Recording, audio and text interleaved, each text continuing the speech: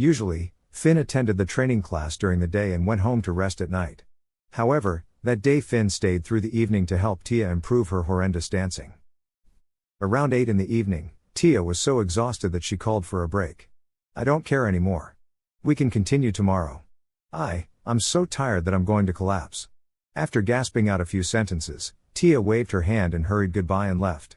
Only Finn remained behind in the large and empty dance studio. Finn was sweaty from all the dancing. The melodious tango music still drifted through the studio that smelled faintly of sweat. He took off his shoes and walked barefooted to the window. Pulling it open, he let the cool breeze brush over him. It felt great on his skin. He closed his eyes and breathed deeply. He then spread his arms like a pair of wings, as if he was soaring freely through the endless night sky. It was wonderful to be able to breathe. It was the taste of being alive. The soft moonlight shot through the window and illuminated the floor, turning it into a silvery white carpet. When Tristan walked into the studio, he was met with the sight of Finn with his face turned upwards to the moon as he welcomed the night breeze with open arms. The sight was slightly hazy, like a romantic scene in a movie or an oil painting. "I think Pacino probably has nothing left to teach you," Tristan said as he walked into the studio. Finn didn't turn around. He merely opened his eyes and rested his palms on the windowsill. "I rather enjoy dancing. I like expressing emotions by following the music and moving my body. It makes me feel as if both my heart and soul have been liberated. I can forget many things while I'm dancing, even my troubles." Finn pulled off the tab on an ice-cold beer and handed it to Tristan. He opened another one for himself and tipped his head back to take a gulp. The cool liquid burned slightly while going down. Quickly, he felt his tongue loosening as the alcohol began to pervade his body. The smell of alcohol rose up and mixed together with the scent of sweat that still lingered in the air. Tristan was standing beside Finn. "I have a question I want to ask you." He took a sip of beer before continuing. "Although you were the one who agreed to have the 1-month deal with Charles, do you hate me for it?" Finn shrugged, the can of beer sending out chills in his hand. He casually stated, "What's there to hate? It's already in the past. Though I'm curious why you would ask that question now." Finn cocked his head and looked at the man beside him. His eyes brightened as his smile grew wider. "Can I call you by your name?" Tristan glanced over at him and nodded. "You can." "Tristan, there are many things that I don't remember after leaving the hospital. That time when I fell into the ocean with Gab, can you tell me why you decided to save him instead of me? Firstly, no matter what Gab had said to provoke you, you were the one to make the first move. Secondly, you were supposed to fall into the ocean anyways by the end of the movie. Plus you can swim. Thirdly, there are some things I won't tell you." Finn didn't know if Tristan's answer was sincere or not. At least he had received an answer. That was better than being left in the dark. It didn't matter who was in the wrong. Nor did it matter what the past Finn had done to make Tristan dislike him this much. Due to the loss of that young life, he took possession of this body. The current Finn had the right to slightly punish Tristan for what he had done. An absolute right or wrong didn't exist in this world. Every person had their own point of view and reasons for their actions. Because of this, Finn would only consider things from Finn's perspective. He would not stand in Tristan's shoes and consider how things were for Tristan. "You were trying to commit suicide." Tristan lowered his eyes, obscuring them from the moonlight. Finn couldn't see what was inside the other man's eyes, nor did he know why Tristan had suddenly decided to reveal this. "Tristan, I'll admit that you are a decisive man. You are also very opinionated and know how to turn things around to your benefit and make a large profit. A successful businessman indeed. As for how to conduct yourself as a person, you are no better than a child. An ignorant child can often do the cruelest things, as they believe they are always in the right." Finn smiled and turned around to lean his back against the ballet bar. He sighed and said, "You knew I was trying to commit suicide. You also knew that I've lost most of my memories. Yet you still ordered people to leave me at Charles' place." If it had been the past Finn, he didn't know how such an impulsive youth would react after being provoked to that extent. In addition, that bastard Charles wasn't all that good of a person. Tristan appeared as if he had been stabbed by Finn's direct and sharp words. He furrowed his brows and opened his mouth, but remained silent. Finn didn't intend to stop just there. He continued, "Haven't you ever thought that I might die as a result of your decision? Or that dying was better than living for me at that time?" Tristan suddenly reached out to hold Finn's shoulder. Not much expression could be seen on his face. "You are still alive right now and living better than before. If someone's temperament could change this much just by drowning and lying in a hospital bed for a month. If someone who couldn't speak a word of English could now speak English better than returnees from abroad. If someone could change into what you're like right now, then I don't regret my decision the slightest bit. In one breath, Tristan let out a long strand of words. Finn, however, was somewhat shocked at what he'd just heard. There is one thing that I can assure you. Even if you agree yourself, I won't ever send you to anyone again. He shook the can in his hand and continued. Don't forget, you belong to me as one of the Tristan Group's future superstar. After leaving behind those words, Tristan left with the can of beer still in his hand. Finn leaned beside the window by himself. Only after Tristan had left did he break out into laughter. He shook his head helplessly. Truly, there's no one quite like Tristan. As for the training class, there was an acting lesson at the end of the week. Everyone was full of anticipation. As actors and actresses, their greatest goal was to improve their acting. Moreover, they had the opportunity to meet Leroy, a world-class actor who had won awards in all the top film festivals. He was also the teacher whom the late Fiennes Tang was most grateful to. It was difficult to describe Finn's feelings at the moment. He was a bit anxious, yet also a bit excited.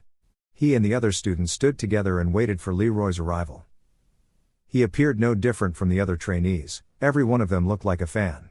The classroom door opened and an old gentleman with a head of gray hair and a wizened face walked in. His face may be full of wrinkles, but when he smiled, everyone felt that he was quite adorable. From the first look, Leroy appeared extremely kind, giving off an approachable air to the crowd of enthusiastic students. Finn did not immediately step up and crowd around Leroy like the others. He remained at the back and merely gazed at the pesky old geezer. He took a deep breath and smiled faintly. As if he'd felt Finn's gaze. Leroy, who was surrounded by people, looked up and locked eyes with the young actor. Leroy's dark brown eyes were as limpid as always. Finn could see a mixture of surprise, doubt, and delight reflected in those eyes. Leroy gave the students a unique lesson in acting. Rather than trying to tell the trainees how to act or what skills they had to master, Leroy preferred to pass on a new, unique concept of acting. Near the end of the lesson, Leroy glanced over every student and smiled. I used to have a friend.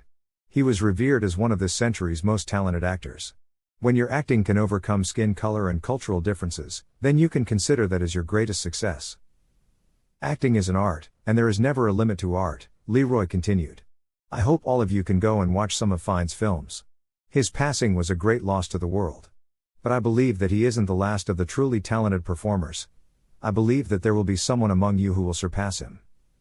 Intentionally or otherwise, Leroy met Finn's eyes as he spoke the last sentence. This is my first lesson to you all, but it is also the last lesson. For our next acting class, you will undergo a test. You will be put into an empty room and forbidden the use of any body language or script. You are only allowed to walk around. Along with your acting and your eyes, you will interpret and perform a song. I wish you all good luck. A test like that truly matched Leroy's style. He had made it sound so elaborate and dignified. In reality, the old geezer was just too lazy to do anything more strenuous. The desire to laugh quickly won over the slight sadness Finn had felt over not being recognized by an old friend. In his head, Finn grumbled over the poker-faced old man who was putting up a serious act. He didn't want to admit that he had been slightly moved when Leroy had brought up his name. They were friends before and they'd also be friends from now on. He would put forth his greatest effort for his last performance in this training class. It was a misty night, yet the city was brightly lit by numerous lights. A black car slowly pulled up to the door of S-City's most luxurious hotel. Tristan rolled down his window and stuck his head out to look at the high-rise building in front of him. He leaned back in his seat and pulled out a cigarette, lit it, and slowly took a drag. When he had finished around half of the cigarette, he flicked it out of the window, opened the door, and got out of the car, crushing the half-burnt cigarette underfoot. When Gab comes out, you can take him home. If he asks where I went, just tell him I had something important to do. After leaving an order for the bodyguard, Tristan walked into the hotel. He took the elevator up to the highest floor. When he approached the door that led out onto the terrace, he noticed a few staff members crowding around it. Thinking that he was a normal hotel guest, the staff members informed Tristan that the terrace was closed off for filming and would only be open for normal use after midnight. Tristan turned around and made a call on his phone. A minute later, he was allowed onto the terrace without any further obstruction. Finn beckoned at the man sitting on the flower bed. Tristan, why didn't you come say hello if you were here? You two seemed quite happy while conversing. How could I interrupt? Tristan smiled faintly. You're already interrupting. Charles frowned in response. Tristan put out his cigarette and walked towards the other two. Finn, you still have the training class tomorrow. You should quickly go home and rest. I've already called Sharon to pick you up. All right. Finn turned his head and said goodbye to Charles before leaving the terrace. Charles' foot twitched, but he managed to refrain from chasing after Finn. Instead, he glared at Tristan for ruining his moment with Finn. Exactly what is going on with you? Why are you being so protective of someone you had treated as merely trash before? Charles smiled mockingly at Tristan while crossing his arms in a disgruntled manner. Smiling, Tristan patted Charles on the shoulder. The past is the past. This is the present.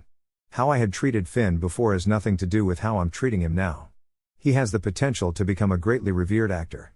I will push him to the pinnacle of fame. Charles grunted in disdain. He walked to the dining table and pulled out a chair to sit. He then unscrewed a bottle of wine and poured 2 glasses. Tristan walked over and sat down. Oh. Trust you to be resourceful. How did you manage to make Albert lose interest in Finn? Lifting an eyebrow, Charles raised his glass and took a small sip. To be honest, I had been caught unprepared when Albert suddenly displayed an interest in Finn. I seriously don't like having the same interests as a sick pervert. Tristan picked up his glass and took a drink. You already know he's a sick pervert, so how could he have the same mentality as normal people?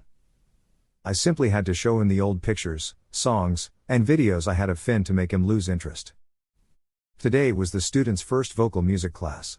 At the same time, it was also Gab's first official day of training class. It had already been clearly stated that all students must live in the same apartment building, but off the record, Gab did not move into the apartments like everyone else. Even though the previous Finn had clearly debuted in the same idol group as Gab, Finn knew there was a reason why they ended up walking on different paths. Compared to the majority of people, Gab knew how to conduct himself in public much better. He had personally apologized to the production team and explained why he couldn't live in the apartments. As he was still in the middle of filming and discussion for a few movies, it would be inconvenient for him to travel to and fro from the apartments every day.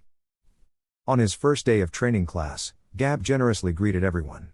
His assistant, who had cursed at Finn before, passed around drinks for the trainees with a smile and handed out cups of coffee to the staff members. Gab was dressed all in white again. Paired with his slightly pale face, Gab's appearance always gave Finn the misconception that he was going to fall ill at any moment. From the perspective of a senior in the industry, Finn felt that Gab would need to change his image if he wanted to further his career.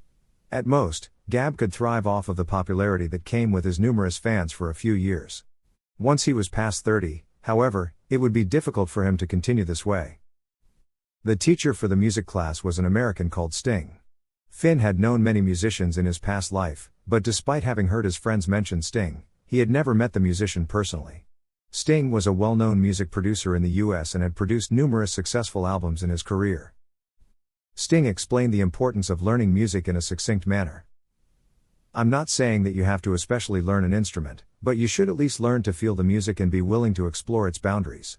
Why don't you all pick out one or several instruments and learn to love them? It's alright if you can't play the instruments you've chosen, but you must learn to appreciate them. Afterwards, Sting had a few students share their favorite type of music and instruments. He even invited them to come up and perform. They could choose to sing and play at the same time, or to only sing or play an instrument. More than half of the trainees had never officially stepped foot into the entertainment industry, so they didn't have much experience performing in front of others. As a result, they were somewhat awkward and tense to be performing in front of the class. This was the moment when someone needed to step up and set an example. I've heard that the two of you had debuted in the same idol group. Why don't you two go first? Having read the student profiles beforehand, Sting pointed with his hands, his left at Gab and his right at Finn. Gab and Finn had debuted in a talented idol group that was skilled in singing and dancing. They had even won the Best Rookie award for music in the past. Unfortunately, they disbanded not a few years later. Everybody knew what happened afterwards. Finn, why don't you go first? I remember you were a good singer and also exceptional at playing the piano back in the group. Wearing a faint smile that gave off a favorable impression, Gab pushed Finn into the spotlight. It would be far-fetched to say Finn was exceptional at the piano. He knew that the past Finn could play the piano, but his skills were only mediocre and not exceptional at all. Sure. Finn cheerfully accepted the suggestion. Finn liked playing the piano, especially around 8 or 9 in the morning and 3 or 4 in the afternoon. The faint sunlight that shot through the curtains during those hours would coat the warmly colored room with a layer of hazy beauty. Finn walked over and sat in front of the piano, his fingers lightly brushing over the alternating black and white keys. He closed his eyes and felt as if he had returned to the past. With the sounds of the notes, he started humming along in a slightly husky voice. It was Finn's first solo vocal and piano performance after his rebirth. Even though he liked music in his past life as well, his voice back then was incomparable to his new one. Finn's mood improved as he sang and played. At the parts he especially liked, he even showed off by switching between his real voice and his falsetto and changing his pitch. The unconstrained feeling in his freestyling infected the people around him as each lively note jumped out of the piano. Sting smiled as he moved his head along with Finn's beat. At the duet parts of the song, he even happily joined in and sang together with Finn. The TV sets in a display case in an electronics shop by the street was showing this exact scene from the training class. Occasionally, a few people would stop to watch what was happening on the screens. Coincidentally meeting a red light, a black car that had been rushing towards the airport slowly came to a stop. The pleasant music from the electronics shop drifted into the car through the open crack in the window. Albert was reading The Hunchback of Notre Dame with his head lowered, but his eyes flashed when he heard the voice that was singing. He quickly turned his head to look at the TV screens that were largely hidden by a crowd of people. Albert pushed open the car door and walked towards the display window. The TV screens were displaying a scene of a man singing while playing the piano. A few girls who had just gotten off from school stood beside him on the sidewalk and gossiped idly. "Eh? Isn't that person Finn? He has such a lovely voice and is really quite good at singing." Albert lifted his mouth in a smirk, his eyes staring straight at the man on the screen who was sitting quietly in a corner. A spark of fire gradually lit up in his eyes. Today was the highly anticipated horse riding lesson. Finn knew how to ride a horse, but he didn't especially like horse riding. Robert Downey Jr. had described it correctly in the movie Sherlock Holmes, A Game of Shadows, when he had said, "Horses are dangerous at both ends and crafty in the middle. Why would I want anything with a mind of its own bobbing about between my legs?" Despite that, this wasn't the main reason why Finn disliked horses. Due to his ailing body, he had been prohibited from riding horses when he was Fiennes. In the past, there had been several celebrities who had been startled while riding and died from the sudden onset of a past illness due to the shock. He only barely qualified as the horses he had ridden were all ponies with mild temperaments that only measured 1 meter at the withers. At the start, Finn rather enjoyed horse riding. A 1 meter tall pony still counted as a horse after all, right? The reason he started disliking horse riding was because he had once come across Gino at the riding fields by chance. That bastard had been riding a 2 meter tall black horse and had leisurely trotted up to him from behind. After seeing Finn on his pony, Gino burst into a guffaw. He apparently found the situation so hilarious that he bent over with laughter and was even wiping tears from his eyes. Was it really that funny? Finn hated Gino with a passion back then. Ever since that encounter, he never went to the riding fields again.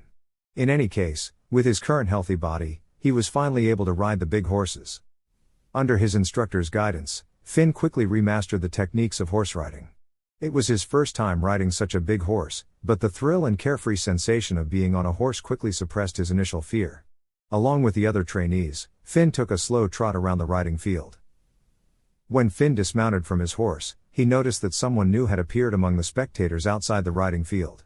After taking a closer look, he saw that it was Sutton, someone he hadn't seen in quite a while. As the filming on Finn's side was finished for the day, he was allowed to leave. To be polite, Finn waved at Sutton in greetings as he left the riding field. "President Sue, are you here to visit Gab?" Finn walked over with a smile. "I'm here with a client today. I came over to watch the filming as it was along the way. Is this your first time riding a horse? You seem very good at it. You can stop making fun of me. My skills are too mediocre to even talk about. I think Gab will be finished with his lesson soon. Do you want to go in and wait for him?" "No, I'm fine with just standing out here." Seeing that Finn was sweating due to the sun, Sutton pulled out a towelette packet from his pockets and handed it to the actor. "Here, wipe the sweat off your face." "Thank you." Finn accepted the packet and turned around to lean against the wooden fence that encircled the riding field. "You're welcome." Sutton pulled his eyes away from Finn's face. Both Sutton and Finn were enjoying their chat, but just then, chaos erupted inside the riding field. They heard someone shouting in distress, "Gab fell off a horse! Gab fell off a horse!" Sutton quickly leapt over the wooden fence and ran towards the voice, Finn following right behind him. Gab's fall from his horse had stolen everyone's attention this week. When the segment containing Gab's fall came on TV, the ratings had spiked up to a record high for the episode. The day after, a representative from Sioux Entertainment announced that Gab had suffered slight shock and a leg injury from the incident and was undergoing treatment at the hospital. The representative added that Gab fell because his horse had been startled by something and started galloping wildly. Fortunately, Gab had only suffered minor injuries. He would be back to full health after resting for a few months. The representative ended by thanking everyone for their concern. 2 days later, a newspaper wrote an exposé on this matter. It wrote that someone had injected Gab's horse with a stimulant and that was why it went wild. With this new revelation, people wondered whether Gab would be left with a lame leg. They also started questioning who had injected his horse with the stimulant. Various theories sprouted up on the internet instantly. Unfortunately, Finn took the bullet again this time. He was an idol who had debuted at the same time as Gab, but his luck was unbelievably awful. By joining the training class, Gab proved to be a threat to everyone involved. Finn's chances of being a potential suspect were the greatest out of all the trainees. Even if the Tristan group had sent out a representative to publicly refute the false theories when they caught wind of the rumors, remarks such as Finn had deliberately tried to set up Gab with an accident were already floating around popular news sites and forums as people continued to fan the fire. Even though there was proof that Finn hadn't injected the horse with a stimulant as he wasn't at the scene during the incident, someone would always jump out and claim that Finn could have had an accomplice. Moreover, Gab chose to remain quiet on the matter. His silence only fueled the suspicions of the public. Why is he doing this? Finn stared at the city through the floor-to-ceiling windows inside the Tristan Group's president's office. It was a dark and gloomy day. The lead-colored sky was overcast with thick layers of dark clouds, looking like it was about to rain. He turned to face Tristan. I'm not the one who injected Gab's horse with the stimulant, but it seems he's perfectly fine with letting the public think otherwise. I don't know what I had done to provoke him this much and make him use even his injury to slander my name. He's not even attempting to find the real culprit, but instead wants to shift the blame to someone else. President Liu, what a wonderful person you have chosen. Finn's voice made it clear that he was mocking Tristan.